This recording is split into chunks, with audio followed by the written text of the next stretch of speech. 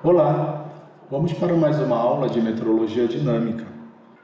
Hoje eu vou falar de balanço hidrostático e equação hidrostática. Nesta aula você saberá o que é o balanço hidrostático, saberá o que é a equação hidrostática e como representá-la matematicamente. Verá que a pressão atmosférica sobre uma área unitária é igual ao peso da coluna de ar sobre essa área. Saberá como representar a equação hidrostática em termos de geopotencial. Nós sabemos que o planeta Terra ele é coberto por uma fina camada gasosa que o envolve. Essa fina camada gasosa é constituída de vários tipos de gases, como nós já falamos, como já foi discutido em algumas aulas passadas. E essa fina camada gasosa que envolve a Terra possui uma massa aproximadamente igual, então a massa da atmosfera é aproximadamente igual a 5,265 vezes 10 a 18 quilogramas. E devido à força da gravidade, toda essa massa vai produzir um peso na superfície do planeta. E esse peso na superfície do planeta, que toda essa massa vai produzir, por exemplo, em algum ponto aqui da Terra, é o que nós conhecemos como pressão. Mas, primeiramente, vamos então considerar que a atmosfera esteja em um estado de repouso, ou seja, os movimentos acelerados na horizontal e vertical são desprezíveis. Teoricamente, teríamos uma atmosfera sem nenhum movimento. Para melhor entendermos isso, vamos considerar uma seção vertical de área unitária que vai da superfície até o topo da atmosfera. Essa é a coluna de ar vertical que nós vamos considerar para entender o que é o balanço hidrostático primeiramente. Então, essa coluna de ar aqui na superfície e também lá no topo da atmosfera, ela tem uma área unitária, 1 metro quadrado. E aqui, se nós pegarmos, por exemplo, uma porção dessa coluna de ar, essa porção da coluna, ela não apresenta movimentos na vertical. Isso quer dizer o quê? Isso quer dizer que essa coluna, que essa porção da coluna, ela está em equilíbrio. Mas por que está ocorrendo esse equilíbrio? Essa porção tem uma espessura dz. A gente sabe, por exemplo, se essa superfície inferior é dada por P1 e a superfície superior é dada ou é representada por uma pressão P2, a gente sabe como a pressão ela decai na vertical, né? Ela decai para cima, a gente tem que a pressão 2 ela é menor do que a pressão aqui na superfície dessa área toda aqui inferior. Então, como há uma variação de pressão na vertical, vai aparecer aqui apontando na direção vertical para cima uma força do gradiente de pressão. Essa força do gradiente de pressão, se ela estivesse atuando sozinha nessa porção de ar, ela aceleraria essa porção de ar para cima, mas isso não está acontecendo porque essa porção de ar dentro dessa coluna ela está em repouso. Isso quer dizer o quê? Isso quer dizer que existe uma outra força de mesma magnitude, porém atuando numa direção oposta, que eu vou colocar aqui, ó, que é a força da gravidade. Então a força da gravidade está em equilíbrio com a força do gradiente de pressão. Então notem que a força do gradiente de pressão ela aponta na direção da pressão caindo. Então essa força do gradiente de pressão, assim como a força da gravidade, está atuando em toda essa área unitária. Em cima nós temos a atuação da força do gradiente de pressão e aqui embaixo a força da gravidade. Então, o que seria essa força do gradiente de pressão? Então, se eu colocar aqui, ó, força do gradiente de pressão menos 1 sobre ρ, gradiente de P, ou seja, força do gradiente de pressão é igual a menos 1 sobre ρ, que multiplica dρ de P, dρ de xi, mais dρ de P, dρ de yj, mais dρ de P, dρ de z, K. Só que como a atmosfera está em repouso e movimentos acelerados, por exemplo, na horizontal, são desconsiderados, então a gente pode assumir que a variação de pressão na horizontal ela é nula. Ou seja, não há variação de pressão na horizontal. Isso quer dizer o quê?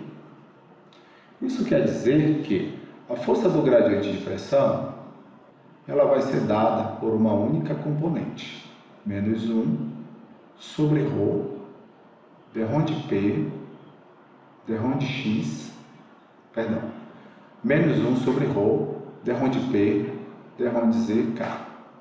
Ou força do gradiente de pressão.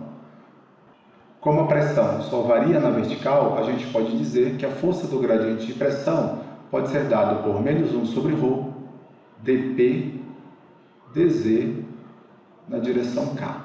Então, essa força aqui do gradiente de pressão é representada por menos 1 sobre ρ, dP, dz, K. E a força da gravidade? A força da gravidade a gente pode representar por força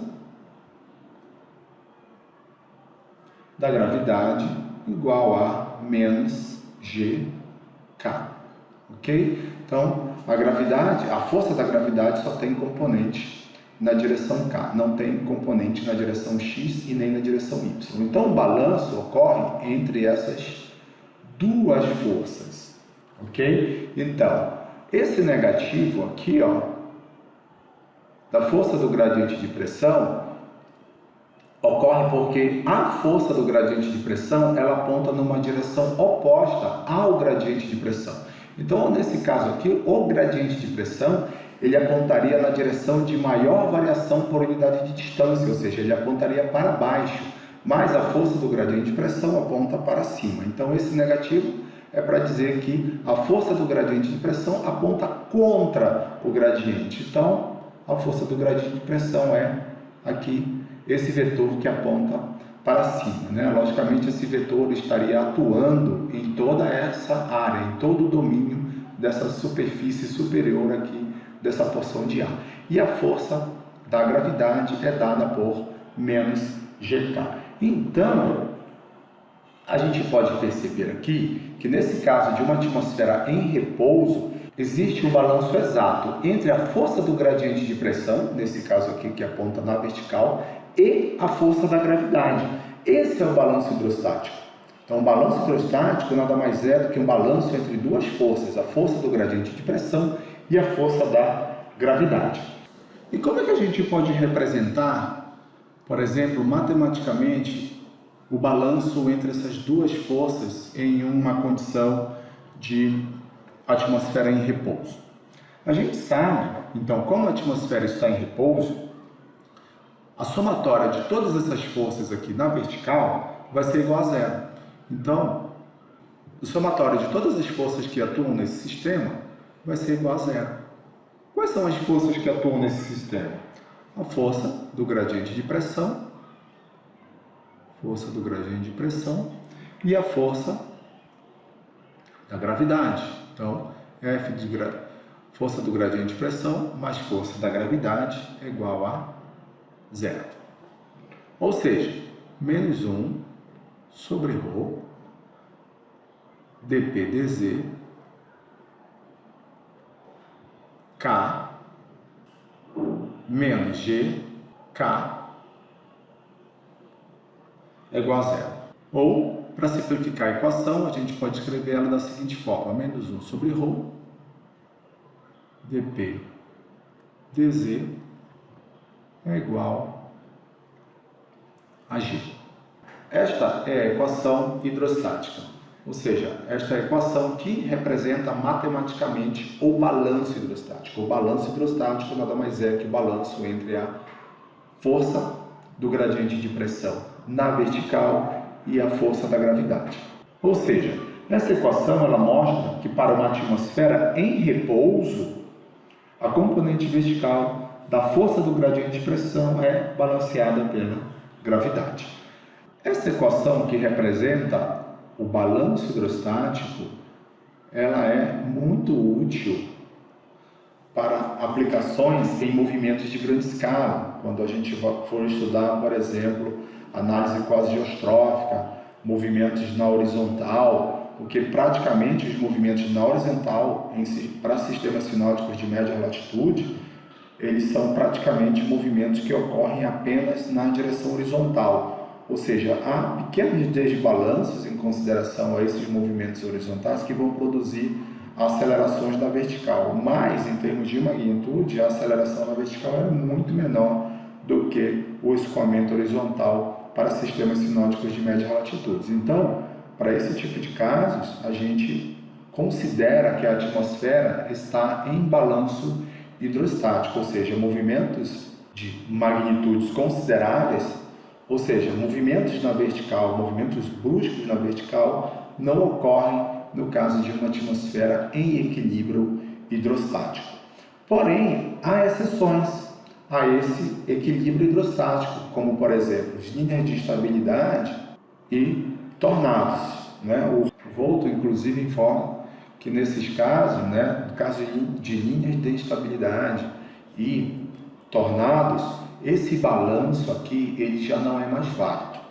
A equação da hidrostática, ela também pode ser escrita de uma outra forma. Por exemplo, nós podemos escrever a equação da hidrostática da seguinte maneira: menos dp sobre dz é igual a ρg. Esta forma da equação hidrostática mostra, por exemplo, que a pressão decresce na vertical a uma razão dada pelo produto entre a densidade e a força da gravidade por unidade de massa. Então é isso que a gente vê aqui, essa variação de pressão é proporcional ao produto entre a densidade pela força da gravidade por unidade de massa, ou aceleração da gravidade. Então a gente viu que nós podemos escrever a equação da hidrostática como menos dp dz igual a ρg.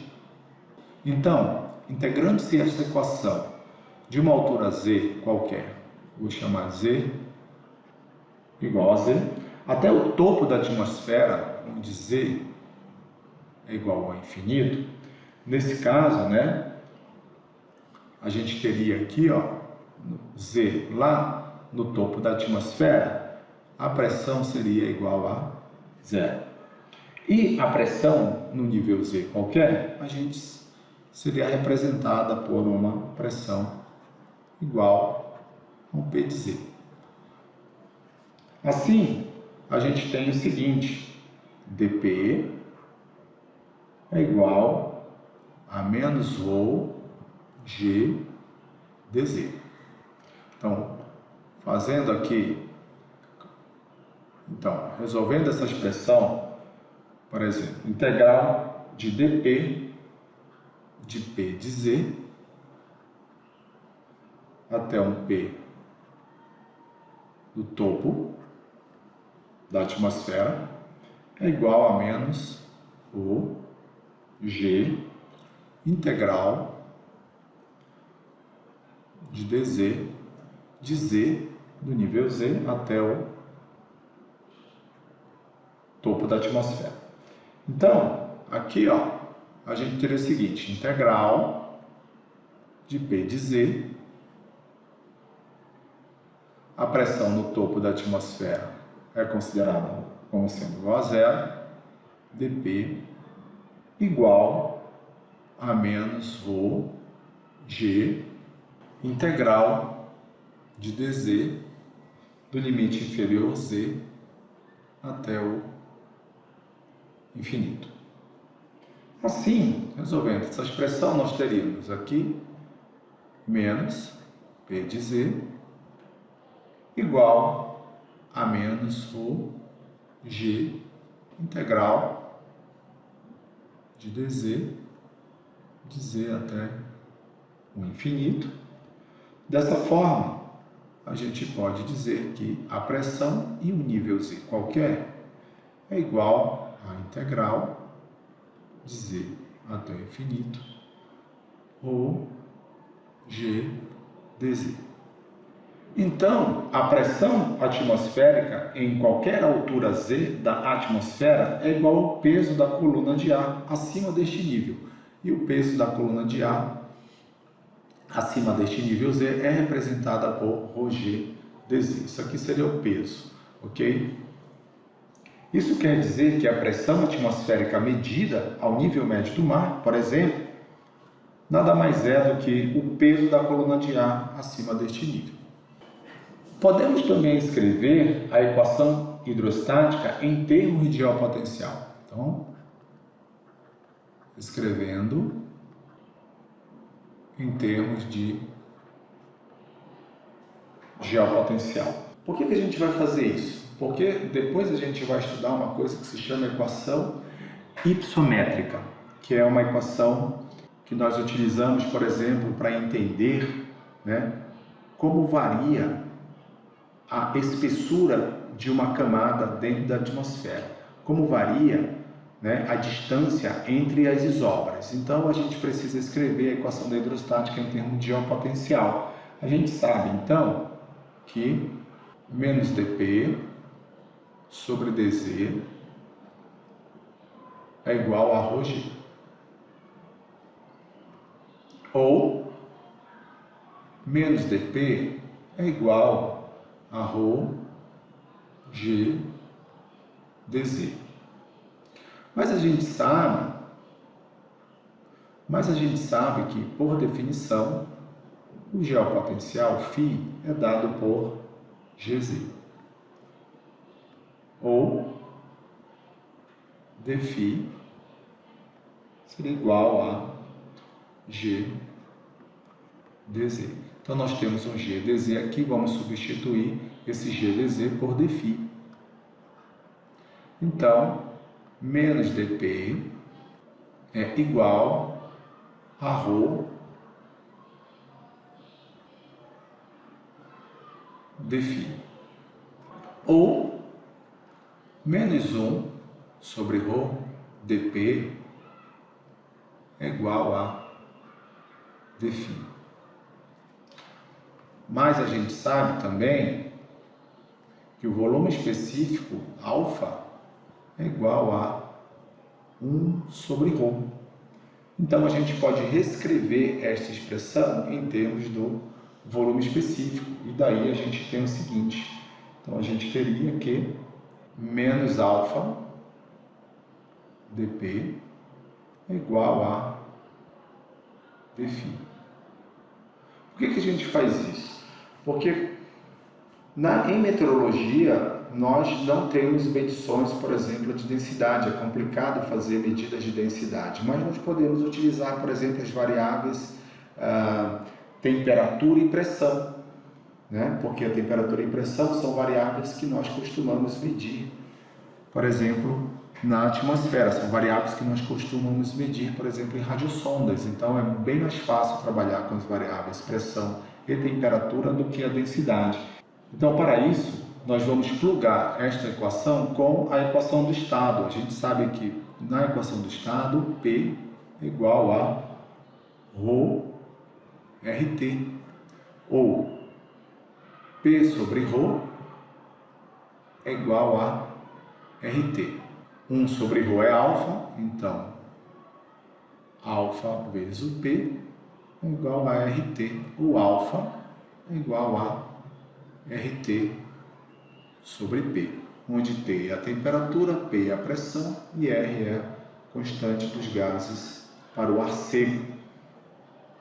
Então, substituindo o alfa nessa expressão aqui, a gente vai ter que menos RT sobre P dP é igual a dφ.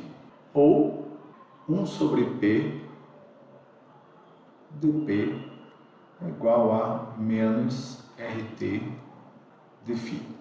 Mais 1 sobre P dP é o d log neperiano de P, que é igual a menos RT dφ.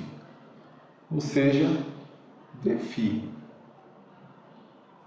sobre d log neperiano de P é igual a menos RT. Essa aqui é a equação da hidrostática em termos de geopotencial, que nós iremos utilizar para determinar a equação ipsométrica na próxima aula. Mas o que quer dizer essa equação aqui? Essa equação está dizendo que a variação do geopotencial com a pressão é função apenas da temperatura, né? R é uma constante, T é a temperatura, então essa variação do geopotencial com a pressão é função apenas da temperatura. E essa variação aqui, ó, ela é negativa. Isso quer dizer que à medida que a pressão aumenta, o geopotencial diminui, ou à medida que o geopotencial aumenta, a pressão diminui. Então, nesta aula, você viu o que é o balanço hidrostático, a equação hidrostática, viu que a pressão atmosférica sobre um ponto qualquer é igual ao peso da coluna atmosférica sobre aquele ponto, e viu como representar a equação hidrostática em termos de geopotencial. Então, o balanço hidrostático é o fenômeno físico, que é o balanço entre a força do gradiente de pressão, a componente vertical da força do gradiente de pressão e a aceleração da gravidade. E a equação da hidrostática é uma representação matemática desse balanço. Então é isso, pessoal. Até a próxima aula, onde nós iremos falar sobre equação ipsométrica.